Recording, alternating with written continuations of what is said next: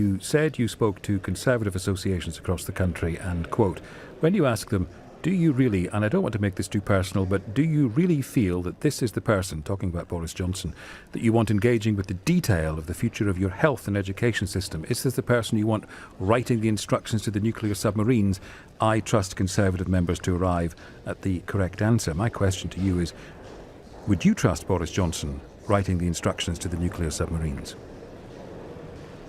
I think, Eddie, I'm avoiding your question. I'm going to duck your question. But it's a question you're asking other people to consider. That's true. Well, and it's not me that's going to make that decision. It's the Conservative members going to make the decision. Well, clearly, you're one of them. Why won't you answer the question you're posing? Well, Eddie, I'm standing, and what I mean by standing is that I believe that I am the person who is best suited to take Britain through this crisis. But you can't say whether you trust Boris Johnson to write the instructions to the nuclear submarines, a question you yourself have posed of others. Because you're asking me to criticise my opponent in the race, and I think it would be undignified. I'm asking you to give an opinion on a question you yourself have asked.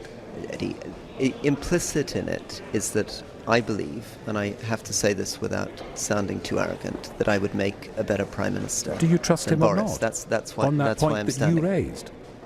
So, Eddie, the question of whether or not the Conservative members will trust Boris Johnson is up for them. Well, what about you? I feel very strongly that people should trust me. Even though you won't answer the question you posed? Eddie, let me try this again. You're tempting me to continue to attack my opponent. No, I'm tempting you to answer a question you've asked other people to consider. Now, why on earth wouldn't you just... I don't know what you I genuinely don't know what you think. Maybe you do, maybe you don't. And I really just want to hear what you think. Okay, well, what I think is that I am better placed to get into the details of health and education policy. I am somebody that you could trust to represent Britain on the international stage. I get that. I get diplomat of my life. But what about the man? And that I could be trusted more than the other candidates in this race. What should people make of your reluctance to answer this question that you yourself have asked other people to consider? Why am I reluctant to answer it? Because what should they make of your reluctance? What they should make of it, Eddie, is that I'm trying to make this a debate insofar as I can, and it's very difficult to do because I'm standing against other people, so I have to try to explain politely why I think I would be better at the job than they are.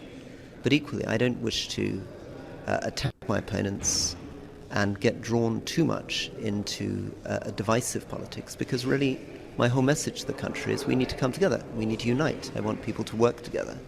And so yes, we must talk about principles, yes, we must raise those questions, but hammering on about those questions doesn't really sit with the other thing that I'm trying to do, which is to say we have so much in common. And the reason we can be so much a better country, so much a happier country, is because I think Britain is at its very best when it compromises and comes together rather than divides.